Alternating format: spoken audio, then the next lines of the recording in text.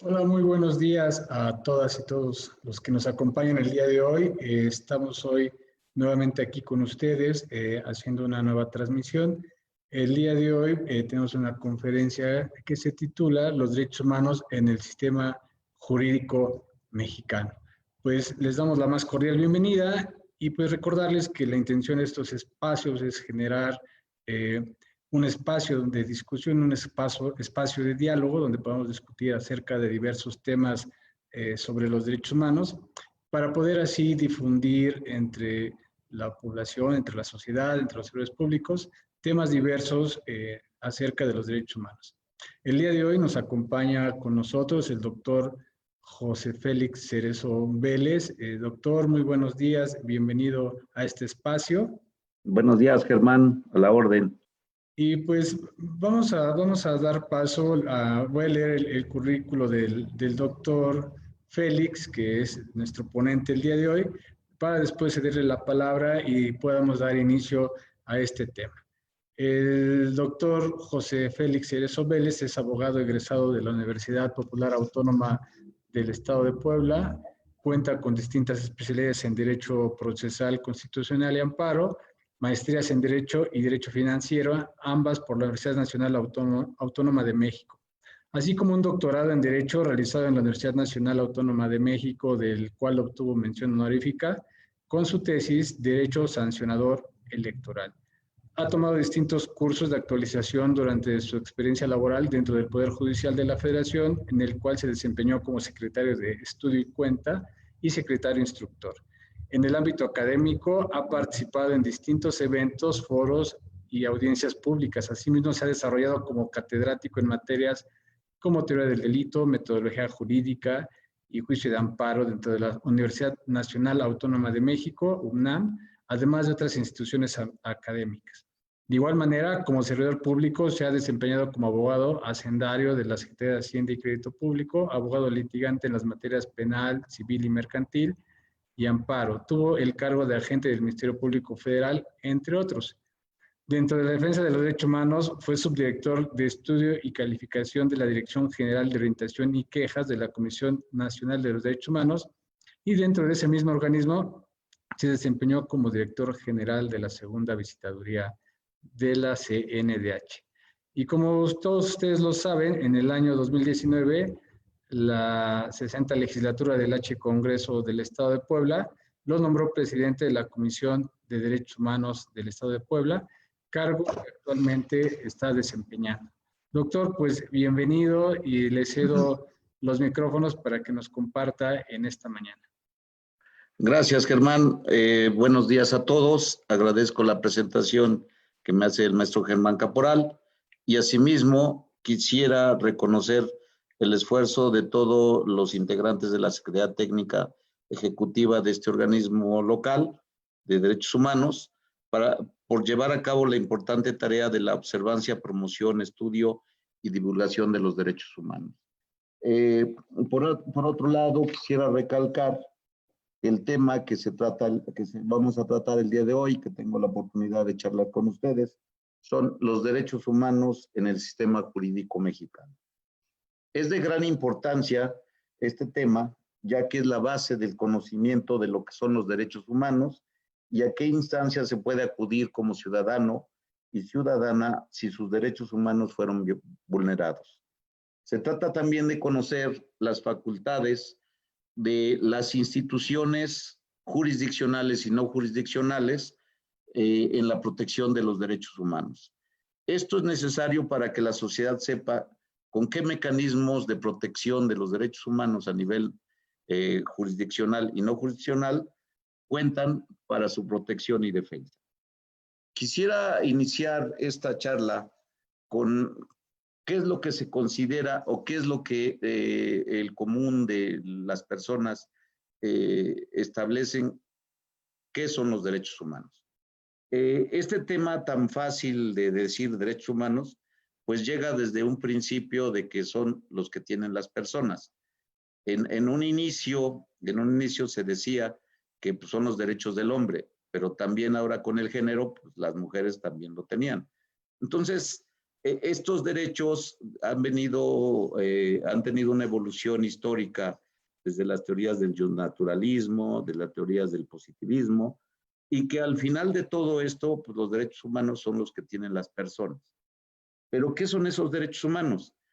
Esos derechos humanos, como ustedes lo sabrán en la historia, pues anteriormente esos derechos humanos siempre los ha tenido las personas.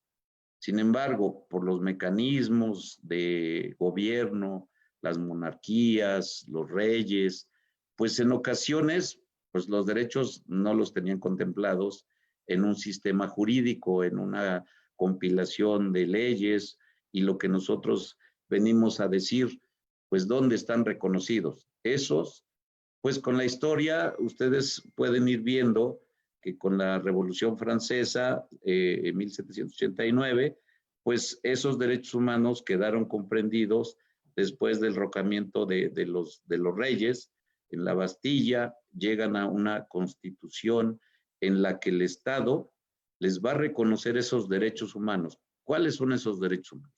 La vida, la libertad, el tránsito, todos esos derechos inherentes a la persona.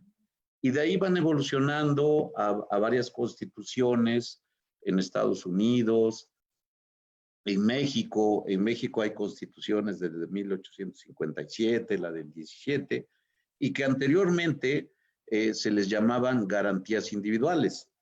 Estas garantías individuales eran esos famosos derechos humanos que se tenían reconocidos en una constitución y que el Estado mexicano los reconocía en esa compilación de los primeros 29 artículos de la Constitución vigente. Es necesario tener una definición. Entonces, en esta definición, yo me di la tarea y acompañado de las personas que me apoyan, de una definición que incluso la voy a leer. Es una definición que nos las da nuestro reglamento de la Comisión Nacional de los Derechos Humanos, y esa define, desde mi percepción, una situación que ¿qué son los derechos humanos? Y dice así: se entiende por derechos humanos los atributos de toda persona inherentes a su dignidad, que el Estado está en el deber de promover, respetar, proteger y garantizar. En su aspecto positivo, como los refería anteriormente, son los que reconoce, otorga la Constitución Política de los Estados Unidos Mexicanos, así que a partir de 2011, y no necesariamente en 2011, sino desde antes, cuando el Estado mexicano celebraba convenios en los que convenciones o tratados internacionales reconocían derechos humanos o derechos fundamentales, estos también tenían vigencia dentro del Estado mexicano. Entonces también son los que están reconocidos en la Constitución Política de los Estados Unidos Mexicanos y los que se encuentran también comprendidos en tratados internacionales suscritos y ratificados por México. En este tenor, ¿cuáles son los principios de los derechos humanos? De acuerdo a una definición que vamos a leer más adelante del artículo primero constitucional, los principios que rigen a los derechos humanos es que son universales, son interdependientes, son indivisibles y tienen que ser progresivos. ¿Por qué se entiende que son universales? Como ustedes sabrán, recientemente se ha dicho que la Comisión Nacional de los Derechos Humanos se tiene una tendencia a que sea la defensora de los pobres, ¿no? En este caso, si ustedes pueden decir, entonces los ricos no tienen derecho, los de otra raza, no. No nomás los pobres tienen derechos humanos, por eso es que los derechos humanos son universales. La interdependencia, que cada derecho humano depende de uno y otro, indivisible, no los puedes dividir porque en un momento dado tienen que estar integrados en el sentido de que el derecho a la vida no puede prevalecer sobre otro derecho, no puedes dividirlos y tienen que ser progresivos, jamás pueden ser no regresivos en el sentido de quitarlos como derechos humanos. Tienen que ser en el sentido de que estos derechos tienen que ser reconocidos en el sentido que están vinculados con la persona. Bajo esta óptica, quisiera referir que en una reforma constitucional de derechos humanos publicada el 10 de junio de 2011, se cambia la denominación al título primero el título primero, que anteriormente se llamaba así: capítulo primero de garantías individuales a derechos humanos y sus garantías. En ese caso se modificaron 11 artículos, entre ellos el artículo primero, que actualmente se llama Principio pro persona, obligaciones del Estado en materia de derechos humanos. Y lo dice en esta parte que se transcribe: las normas relativas a los derechos humanos se interpretan de conformidad con esta Constitución y con los tratados internacionales de la materia, favoreciendo en todo tiempo a las personas la protección más amplia. ¿Qué quiere decir esto? Que anteriormente el título primero, capítulo primero, establecía las 29 garantías individuales, entre ellas la educación, el tránsito, la seguridad jurídica, la libertad. Todos esos artículos estaban mencionados desde el artículo primero hasta el 29, que era el capítulo, que era un artículo que hablaba de la suspensión de garantías. Entonces, en estos 29 artículos, la anterior Constitución mencionaba no como derechos humanos, sino como garantías individuales, y bajo este parámetro, a partir de la reforma constitucional del 2011, que acabo de mencionar, publicada en el Diario Oficial el 10 de junio de 2011, actualmente se quitó esa nomenclatura, ese nombre de garantías individuales, para poner derechos humanos que se interpretarán de conformidad con la Constitución y con los tratados internacionales. Esto indica que ya en este nuevo diseño constitucional, anteriormente solo decía que estos derechos son los que contenía la Constitución, los 29 artículos. Ahora se le agrega la parte de los tratados internacionales en los que el Estado mexicano sea parte, así como de las garantías para su protección, cuyo ejercicio no podrá restringirse ni suspenderse, salvo los casos y bajo las circunstancias que la propia Constitución va a establecer. En este tenor, ahora, por eso es que el nombre que se le da a la Comisión Nacional de Derechos Humanos no es Comisión Nacional de los Derechos o de las Garantías Individuales. Desde su creación en 1990 y 1991, esta comisión se llamó Comisión Nacional de Derechos Humanos, y a partir de 1993 se crearon las comisiones estatales de derechos humanos. Entonces, ¿esto por qué surge? ¿Por qué se crea este mecanismo o este mecanismo protector? La parte de esta charla que quiero hacerles compartir como conocimiento es que la mayoría de los ciudadanos mexicanos, de los ciudadanos poblanos, en ocasiones dice: ¿cómo ejerzo estos derechos? ¿Quién es el que los tutela, el que los protege, el que lo hace exigible estos derechos? En este tenor, como les vengo diciendo, los derechos humanos son las prerrogativas, son lo que les decía, inherentes a la persona, su dignidad, como son su vida, su libertad, ¿sí? La seguridad jurídica, los derechos que el Estado tiene obligación de proteger y respetar a estas personas. Hay las garantías de audiencia, las garantías de seguridad jurídica, de legalidad, todos estos derechos que el Estado se compromete a respetar y vigilar. Pero ¿cómo se respetan y cómo se llevan a cabo? ¿Cómo se exigen? Para ello, la parte de mi charla va a consistir en que la misma Constitución establece los mecanismos de protección de órgano jurisdiccional y de órganos no jurisdiccionales. ¿Cómo protegemos, y la mayoría de las personas, de los ciudadanos, cuando se le viola un derecho humano o una garantía individual, ¿cómo se protege? ¿Qué existe para ello?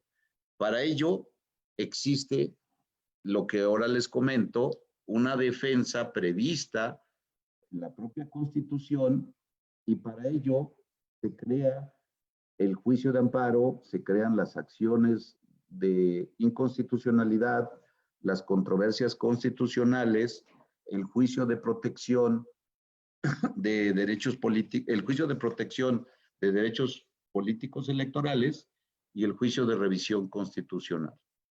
Entonces, bajo este mecanismo, ¿qué significa de orden jurisdiccional?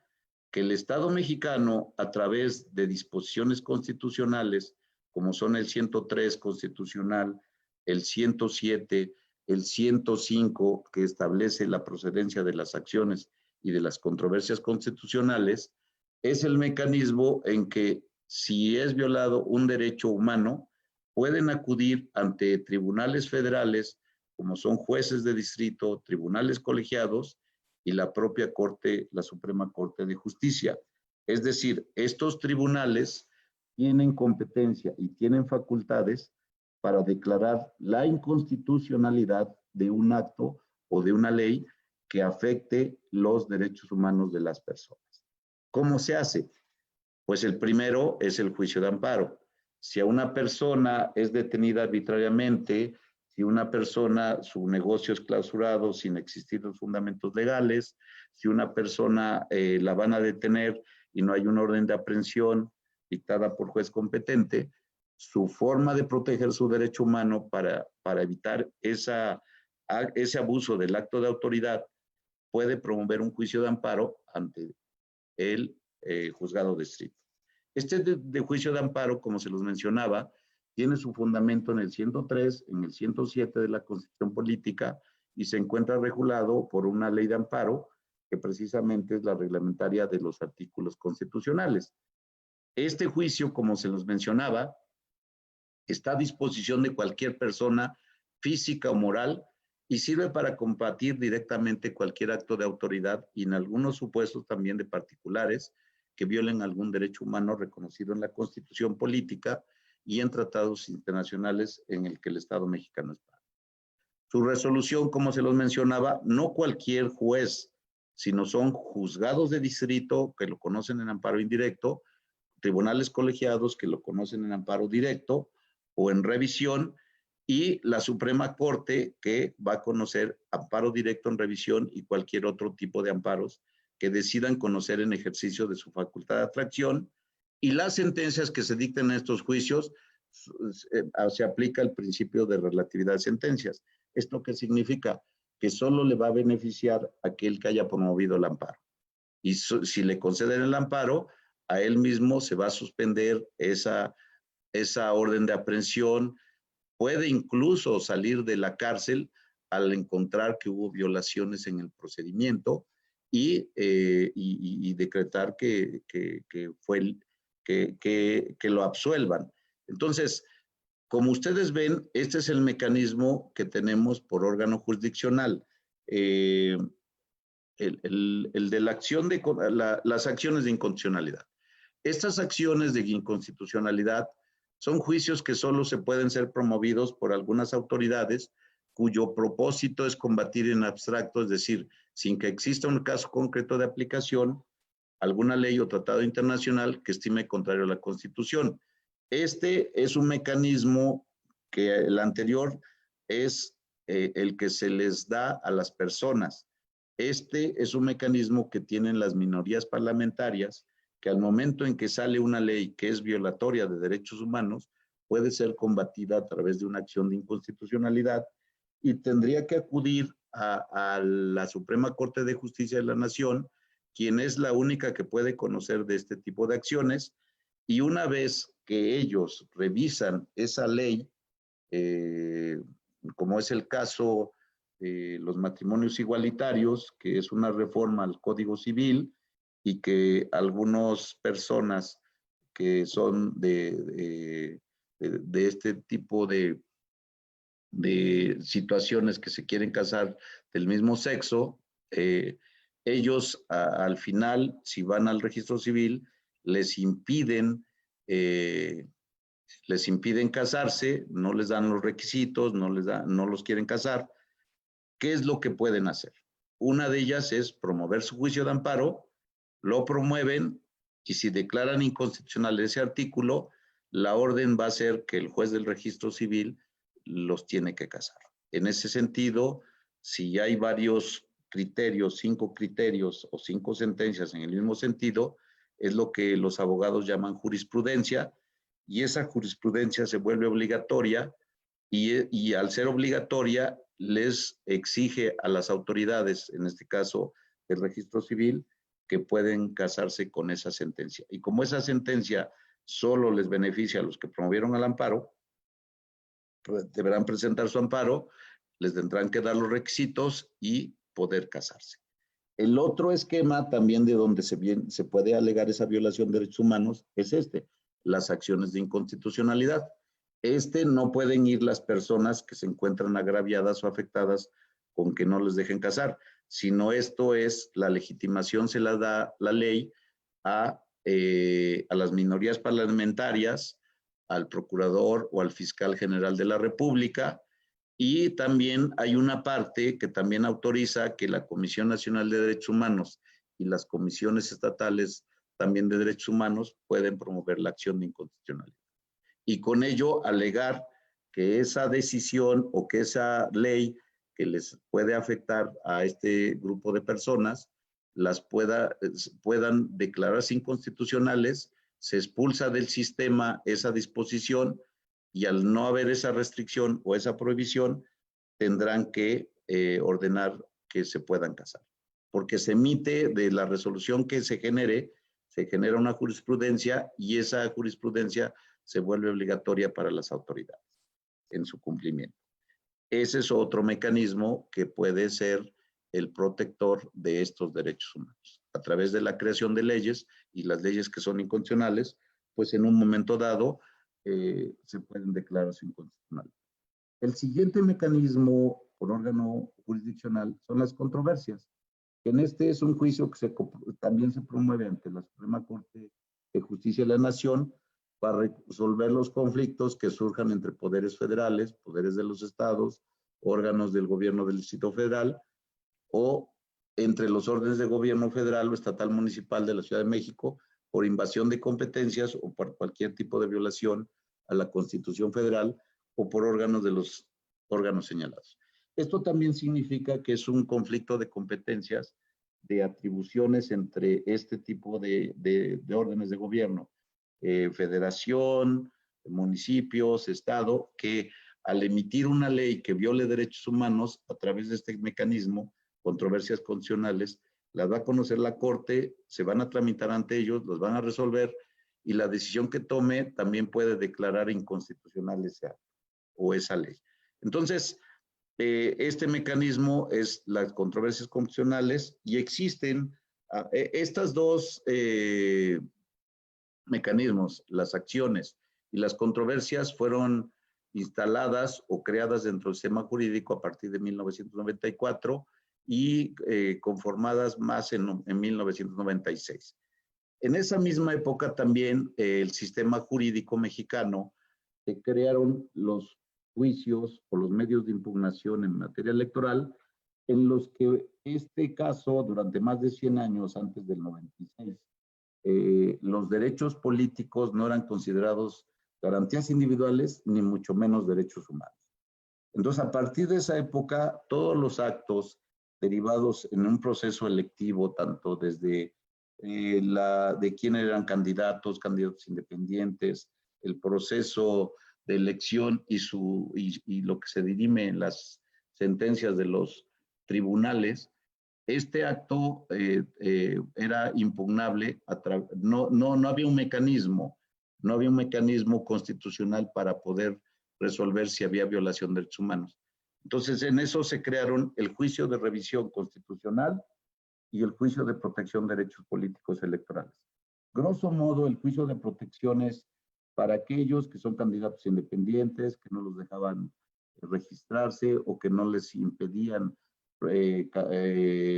participar como candidatos dentro de una elección, la credencial para votar en el caso de que se les hubiera negado o que no se les hubiera otorgado, y el derecho a votar y ser votado, pues se impedía porque en ese momento el INE o el actual IFE, el anterior IFE, pues no otorgaban la credencial y el día de la elección no podrían votar.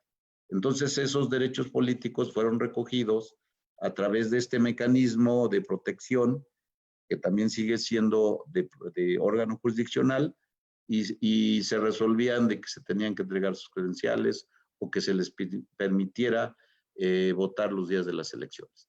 Y el juicio de revisión es un juicio que muchos lo conocen como el amparo electoral, y era un mecanismo en que los candidatos o las personas que participaban en una elección, pues la decisión de las elecciones ante los órganos jurisdiccionales que no les eran favorables, acudir a esta última instancia, que es una instancia terminal, y declarar si era constitucional todo el proceso electivo. Y en ese caso, pues si era procedente, pues restituir esos derechos políticos electorales. Bajo esa situación podemos ver que no solo es el juicio de amparo el único mecanismo de protección de los derechos humanos. Son estos 4 mecanismos que autores como Fixamudio establece que son los mecanismos de defensa de la Constitución.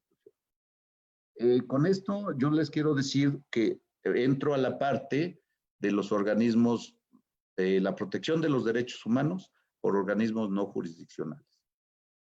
¿Eso qué significa? La creación a partir de 1990 de la Comisión Nacional de Derechos Humanos y posteriormente en 93 la creación de las comisiones estatales.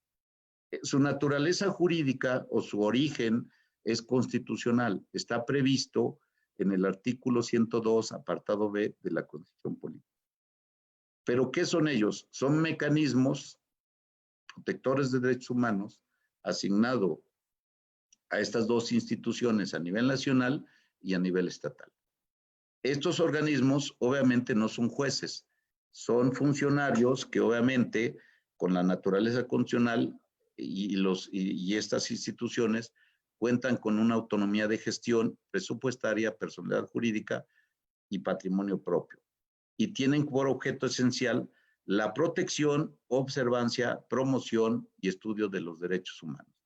Por eso es que existen este tipo de instituciones que a la par de que puedan ejercer la protección a través del juicio de amparo de las acciones, ellos también, las personas agraviadas, afectadas, o que se vulnere un derecho a sus garantías individuales, sus derechos humanos, pueden acudir a nivel nacional cuando se traten de actos federales, de autoridades federales, de instituciones federales, pueden acudir a la institución que es la CNDH.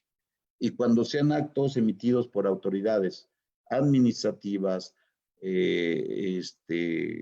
ejecutivas a nivel local, tanto actos del gobernador, actos de las secretarías de Estado, que vulneren los derechos humanos, ya sea desde un derecho de petición que no les contesten un escrito. Aquí en la ciudad de Puebla se establece que la autoridad de una petición que le consulten a una autoridad tiene obligación de contestar en 8 días. Si ese derecho humano del derecho de petición no es contestado, lo pueden ejercer a través del juicio de amparo, a través de un juicio de amparo promoviendo la violación al derecho de petición, como también alternamente pueden acudir a la Comisión de Derechos Humanos que les corresponda.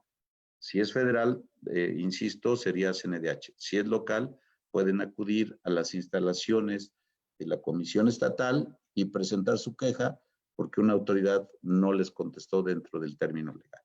Entonces, en ese mecanismo, ¿cómo funciona?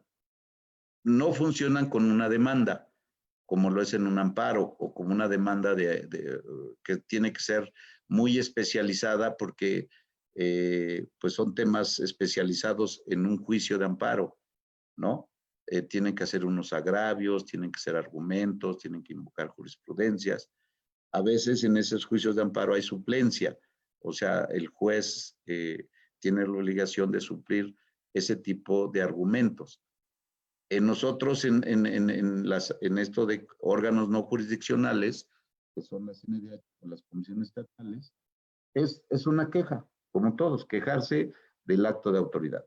Y ya una vez que se presenta, la autoridad que va a conocer, pues tiene que desplegar a través de sus funcionarios, pues recibir la queja, estudiarla, calificarla, iniciar un expediente, requerir información y tratar de acreditar que se está violando ese derecho. Si se viola ese derecho humano y se acredita, tiene que ser también con evidencia, tiene que ser con pruebas. No puede ser a base de conjeturas, a base de presunciones, sino tiene que acreditarse que esa investigación de esa violación de derechos humanos se acredite. No se exige el mismo rigor que en un juicio de amparo, que es algo muy técnico, muy especializado.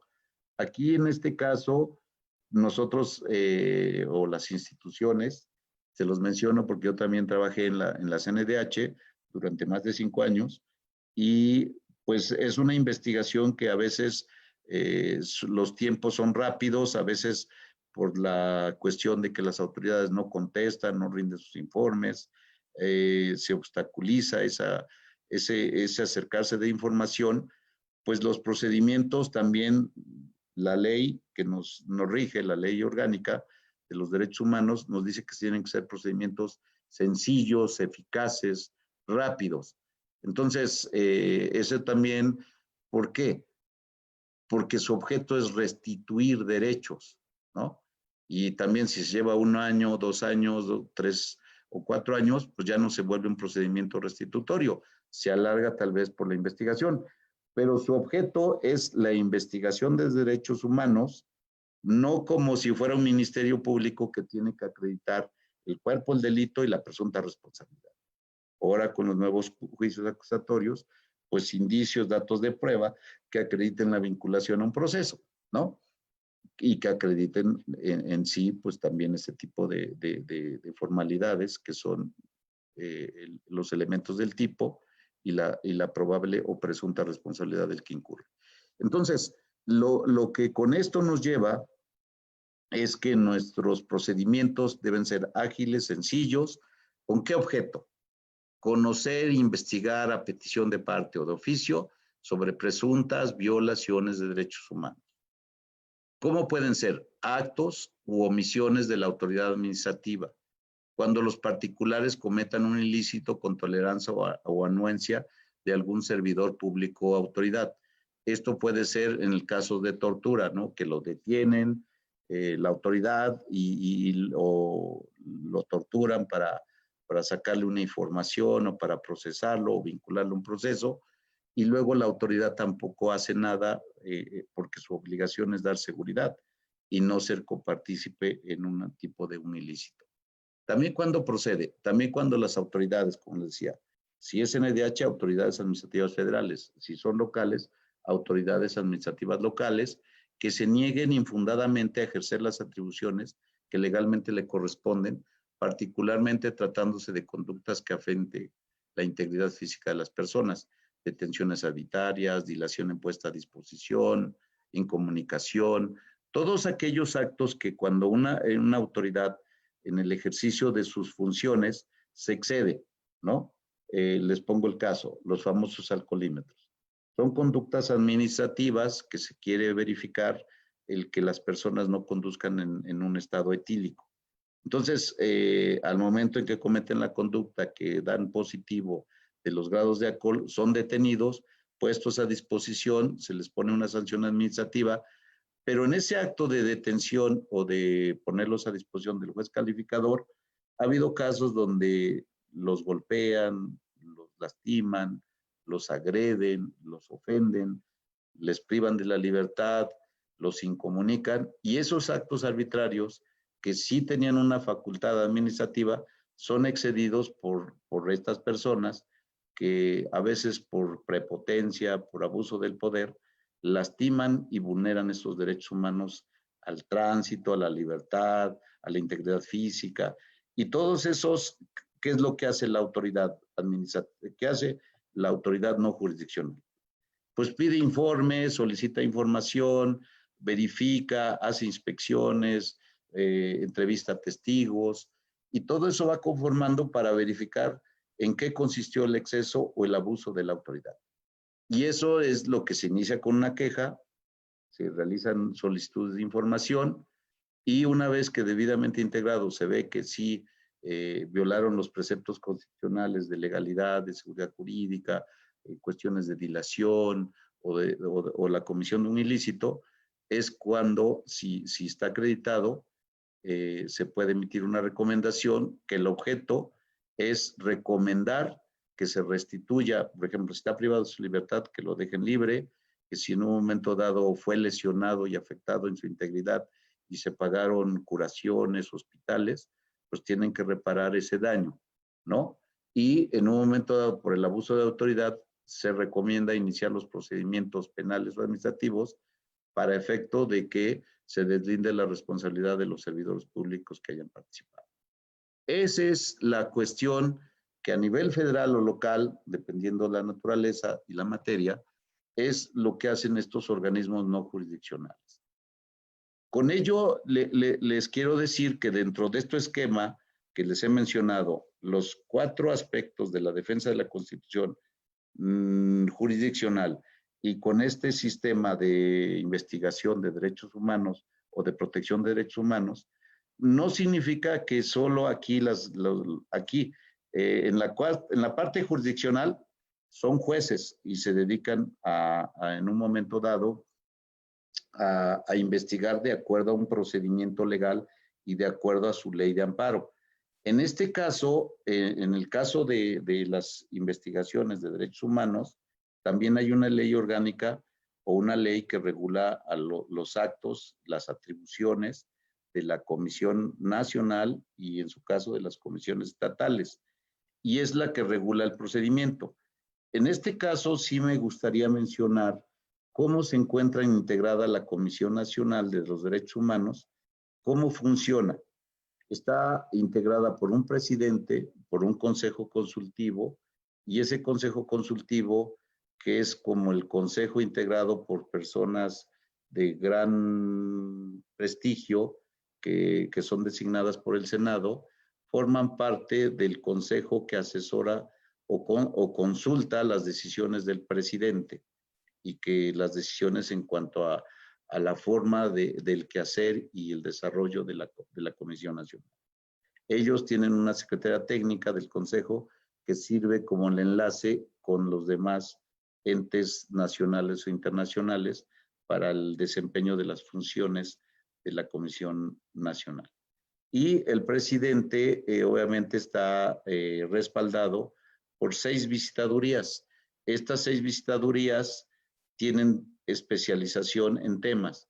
La primera visitaduría conoce de asuntos de IMSS, conoce asuntos de salud, de ISSSTE y a nivel federal, y cuestiones de asuntos que lleva la Fiscalía General de la República y de lo que anteriormente era la Policía Federal, ahora como Guardia Nacional, también conoce de sus actos.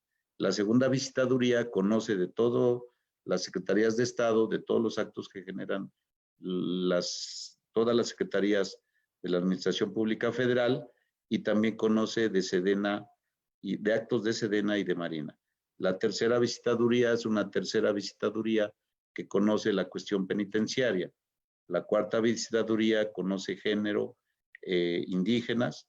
La quinta visitaduría conoce de materia de migrantes y de defensores de derechos humanos y periodistas. Y la sexta visitaduría conoce de los derechos humanos, pues ahora sí, todos los que son del sismo, de medio ambiente, laborales. Y entonces lo que se da cuenta aquí es que en esta institución sí tiene una cierta especialización y que de cierta forma también los lleva a que conocerán de todos los asuntos a nivel nacional. También tiene una secretaría ejecutiva, una dirección ejecutiva del Mecanismo Nacional de Prevención de la Tortura y una coordinación general de seguimiento, recomendaciones y asuntos jurídicos, que esto es, cuando se emite una recomendación, su seguimiento, o sea, no termina con emitir la recomendación, sino hay que ver que se cumpla y se dé cumplimiento total a los puntos recomendatorios emitidos en esa recomendación, y para eso se creó esta Coordinación General de Seguimiento y Recomendación y de Asuntos Jurídicos. También tienen su órgano de control interno, tienen una Dirección General de Quejas, Orientación y Transparencia, que son las que es la vía de entrada para recibir las quejas y turnarlas a las 6 visitadurías. Y también tienen un Centro Nacional de Derechos Humanos, que es un instituto que investigan, capacitan y difunden los derechos humanos. En este tenor, lo que yo les menciono, que el mismo esquema que se maneja a nivel nacional se replica a nivel local, en el sentido de que cada comisión estatal también tiene, son instituciones más pequeñas en cuanto a presupuesto, aunque también su conocimiento o competencia deriva de la cuestión de el Estado, ¿no? En este caso, el Estado de Puebla conoce de los 217 municipios que integran al Estado, y que obviamente desde los 217 presidentes municipales más juntas auxiliares, pues conoce de todos aquellos actos que pudieran emitir en el ejercicio de sus funciones, que pudieran vulnerar sus derechos humanos, y que los agraviados o quejosos pudieran acudir en este sentido a presentar su queja. Y reitero, ellos pueden venir, presentar su queja, se inicia el despliegue de parte de los visitados adjuntos, su calificación, su radicación del expediente y la investigación propia del quehacer, en este caso, de acreditar si existe o no la violación de derechos humanos. Bajo esta perspectiva, como se los mencionó, esto procede con una denuncia de presuntas violaciones, donde pueden acudir a CNDH o a la instancia local a presentar vía directa o por medio de representante cuando se trate de personas privadas de su libertad. El procedimiento se puede presentar en forma oral, por escrito, incluso por señas mexicanas, dentro de un plazo de 1 año. O sea, tiene 1 año a partir de que se tiene conocimiento el acto de autoridad, tiene 1 año para poder proceder a presentar su queja.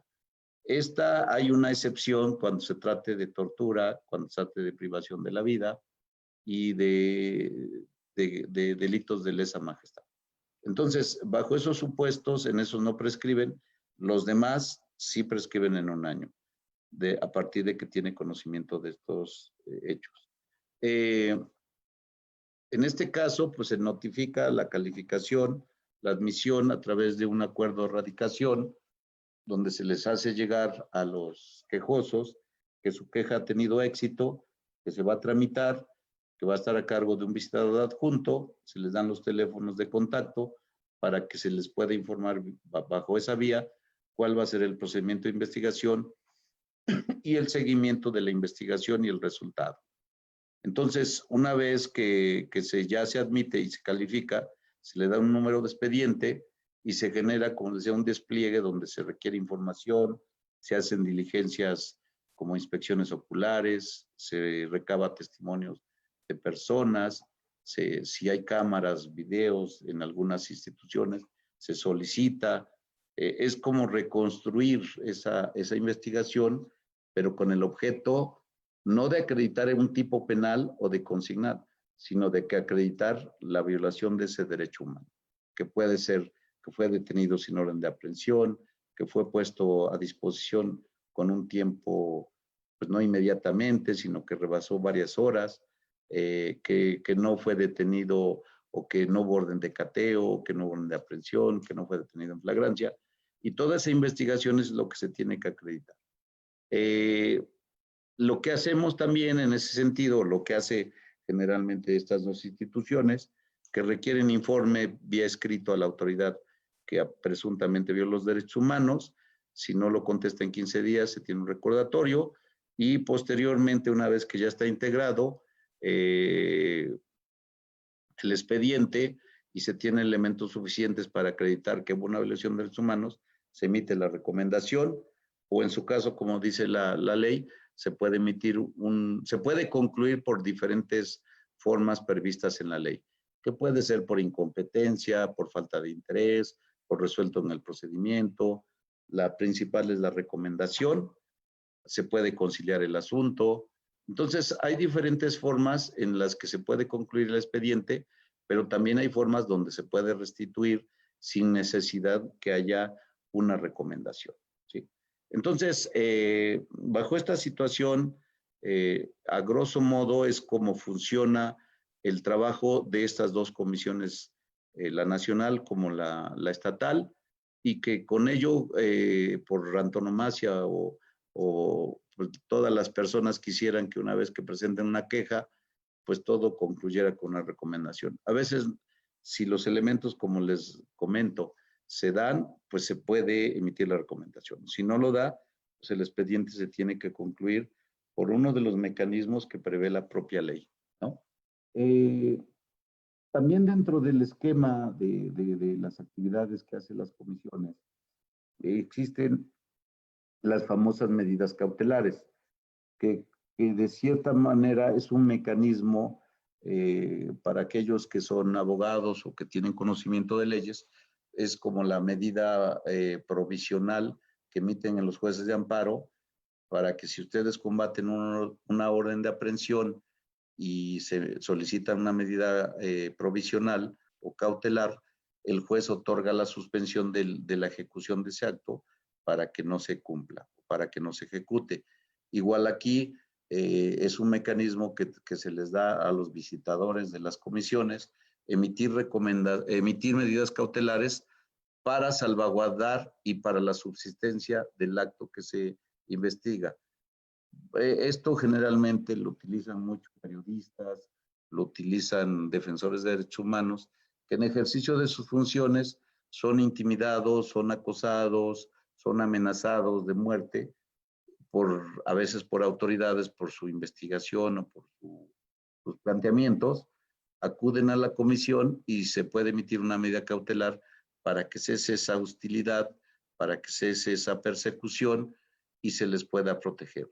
Lamentablemente, las comisiones no cuentan con mecanismos de escoltas, de seguridad, de policías que se les pueda asignar a personal de seguridad, policías, que los custodien, que los escolten.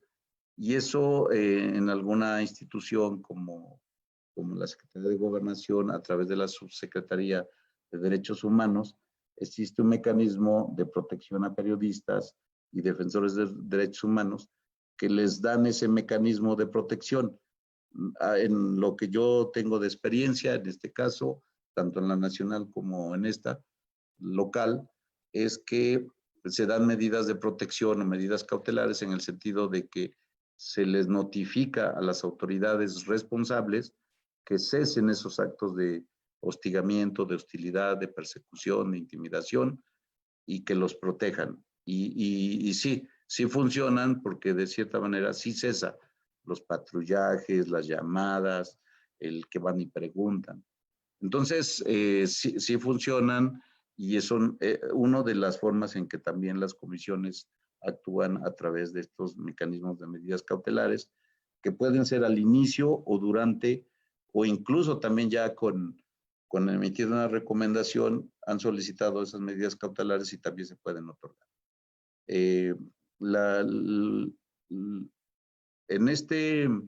También una forma de concluir estos procedimientos de investigación es la conciliación.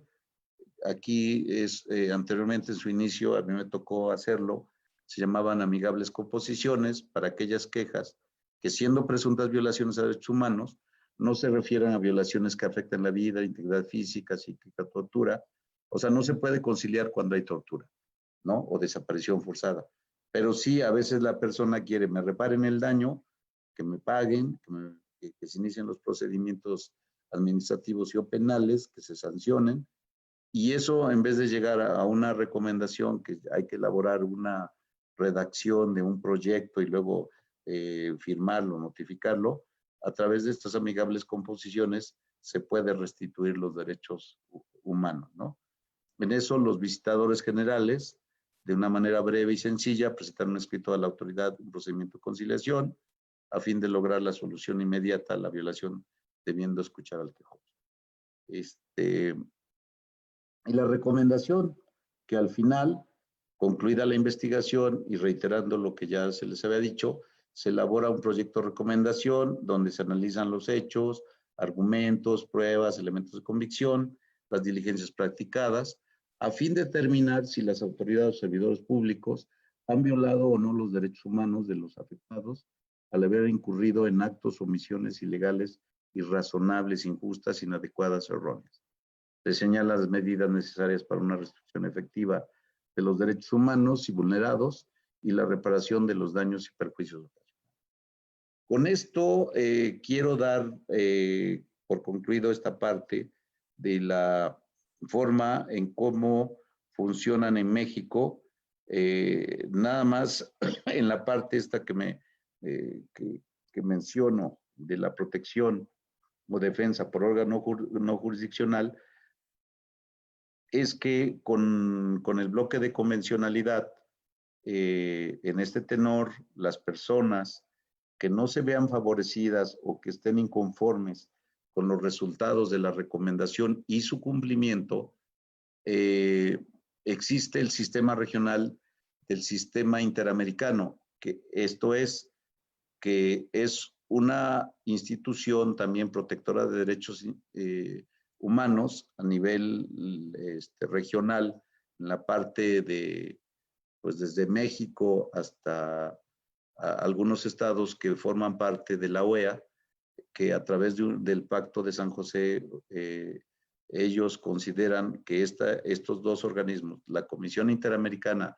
de Derechos Humanos y la Corte Interamericana de Derechos Humanos, que dependen o que son financiadas por la OEA y por los países parte que forman esta convención, ellos conocen de los actos de los estados que firmaron ese convenio y los actos emitidos por estos órganos jurisdiccionales, incluso de la Suprema Corte de Justicia, a través de los mecanismos que les mencioné, pueden acudir a la Comisión Interamericana y quejarse de que no están de acuerdo, de que no se investigó, de que no favoreció a sus intereses, y se inicia un procedimiento a nivel regional donde la Comisión Interamericana va a conocer de ese asunto y una vez que lo integre, lo pasa a la Corte Interamericana, que es un órgano integrado por jueces,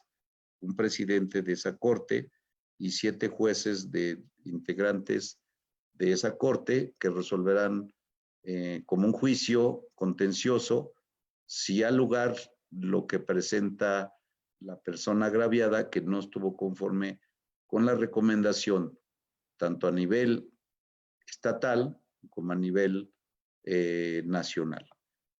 Y una vez que ellos emitan su análisis, sus estudios, las pruebas que se aporten, emitirán un veredicto, una sentencia, y esa sentencia es obligatoria para el Estado mexicano. Entonces, les puedo dar cuenta de asuntos que han pasado por la nacional, como el asunto de los de campos algodoneros, el famoso Muertas de Juárez, los asuntos como pueden ser el caso de Atenco, de la invasión o la incursión que hace el gobierno en ese momento del gobernador Peña Nieto a este municipio donde detienen a personas y que de cierta manera alegan ellos violaciones a derechos humanos. Se emite una recomendación, no están de acuerdo con los planteamientos de la CNDH y acuden a la Comisión Interamericana, se traslada a la Corte Interamericana y emiten sus resoluciones. Esas sentencias son notificadas a través de la Secretaría de Relaciones Exteriores y obligan al Estado mexicano a lo sentenciado en dichas resoluciones. Y así es como, ese es como funciona este mecanismo de protección de derechos humanos a nivel nacional, a nivel estatal, a nivel nacional y al sistema latinoamericano o interamericano, como es este que les menciono. Entonces, Es una suerte de mecanismos porque la misma Convención Interamericana establece que un artículo, el artículo 25, que siempre debe haber un mecanismo de defensa ágil y sencillo para la protección de los derechos humanos. Entonces, la creación de este recurso es que haya un órgano o una institución y un procedimiento y una resolución. Y que si no están de acuerdo, hay un mecanismo de impugnación. Entonces, igual que yo les menciono, los actos que emite las comisiones estatales, que haya omisión en la investigación o que no se investigue o que no se abra esa investigación, se puede recurrir a través de dos recursos. El recurso de queja, que procede contra omisiones en la investigación o no apertura de un expediente. Y el recurso de impugnación, que es contra aquella decisión o resolución del organismo local de derechos humanos que haya concluido el expediente y puede ser recurrido ante el CNDH. Entonces, ellos en ese momento lo revisan. Bueno, una vez que lo presenten, lo revisan, incluso pueden emitir una recomendación. Entonces, este es el gran universo de conocimiento de cómo se protegen los derechos humanos en el sistema jurídico mexicano. No nada más es que existan los derechos humanos, sino la forma en que se tienen que hacer valer y proteger, ¿sí? Entonces, esta es una parte de los objetivos de las comisiones nacionales, nacional o estatal, la de proteger y defender. Pero también hay una de capacitación y de difusión, que ese es otro de los actos que también a eso se dedica las comisiones, a difundir, a promover una cultura de legalidad o una cultura de derechos humanos. Con esto creo que agoto parte de mi temario. Espero no haber pasado el tiempo que se me asigna y estoy a sus órdenes para cualquier planteamiento, opinión o cuestionamiento. Estoy a sus órdenes.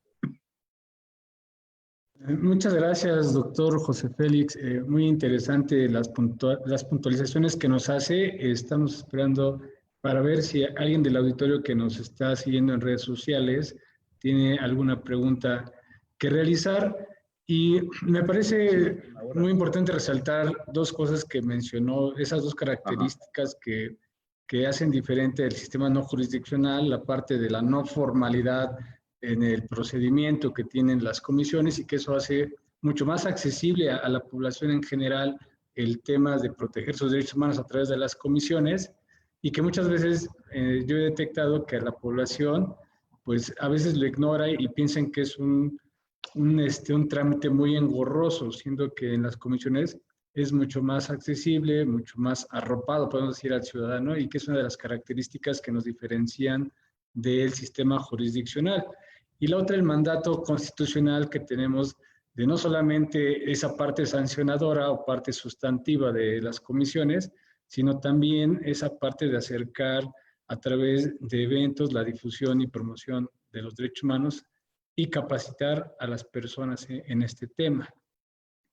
Pues estoy verificando y al parecer pues no hay alguna pregunta del auditorio que nos está sintonizando vía redes sociales. Y entonces, pues, no me resta más que agradecerle el día de hoy que nos haya acompañado doctor José Félix y agradecerle esta interesante plática que nos dio el día de hoy. Pues yo ante todo agradezco a ustedes que colaboran conmigo y que de cierta forma pues son como los apóstoles de los derechos humanos, el enseñar, el capacitar, el difundir, y que estoy muy orgulloso de su trabajo, desde Esther, que es la secretaria ejecutiva, y todos ustedes que tienen asignado varios programas y que a través de estos mecanismos acercarnos a la sociedad poblana, que estamos para ello, para servirles, tanto en la forma en que tú mencionas, en la capacitación, en la difusión, y nosotros en la parte de las quejas a través de los mecanismos que mencioné, y que decir a las escuchas, a la audiencia, que la comisión trabaja durante los 365 días, las 24 horas, que hay guardias nocturnas, están nuestros teléfonos en la página, y que no duden de acudir cuando tengan un problema de alguna violación de derechos humanos.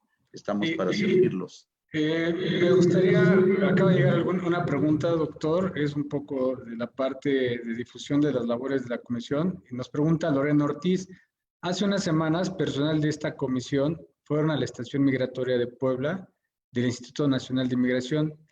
¿Cuándo y dónde podemos ver el informe que se realizó? Gracias. Sí, como tú lo sabes, dentro de esta actividad que hacen los visitadores adjuntos, también hay un programa de migración. Entonces, tengo entendido que están preparando el resultado de este informe. Tan pronto lo tengamos, lo subiremos a la página y ahí lo pudieran consultar. Daré la instrucción a la segunda visitadora que está a cargo de ese programa, que a la brevedad lo termine y lo difundamos, los resultados. Ok, el doctor Darío Cárcamo Calderón, le envío un saludo, es una persona que trabaja con nosotros en una de las organizaciones. Nos pregunta que le gustaría saber si hay visitas itinerantes del presidente estatal al interior del estado. Sí, claro. Acabo de la semana pasada, hice la visita a Teciutlán, la anterior fue a Cuetzalan, y la anterior cada semana la hice a Huauchinango. El día de mañana me acudiré a Tehuacán, y me faltaría nada más Izúcar.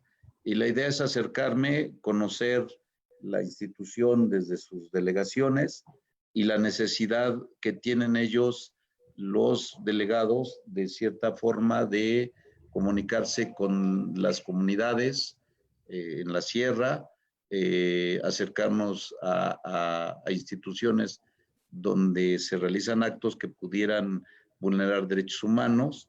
Y obviamente sí le quiero decir a David Cárcamo que la idea es también que haya más delegaciones, son 5, crecerlas también para abarcar los 217 municipios. Y que la idea es también que la gente nos conozca, que conozca nuestra nueva filosofía de trabajo, y que estamos para servirlos. Ok, Humberto Márquez nos dice o nos pregunta que si las medidas cautelares se pueden solicitar al momento de presentar la queja. Sí, las medidas cautelares se pueden presentar en la queja o se pueden presentar nada más solicitando la medida cautelar. Con la misma solicitud se inicia una carpeta donde veamos la presunta violación y analizamos con cierta información y emitimos la medida. No tiene más formalidad. Ok. Bueno, esas eran las preguntas que tenemos el día de hoy y entonces pues no me resta más que volver a reiterar el agradecimiento por la ponencia y de igual manera agradecer a las personas que el día de hoy nos sintonizaron vía redes sociales y vía nuestra página. Recordarles que para poder obtener una constancia de las diferentes conferencias webinar es requisito que se puedan inscribir a través de nuestra página para que pueda generarse la constancia de las ponencias. Muchas gracias, doctor. Gracias, Germán. Gusto en saludarte.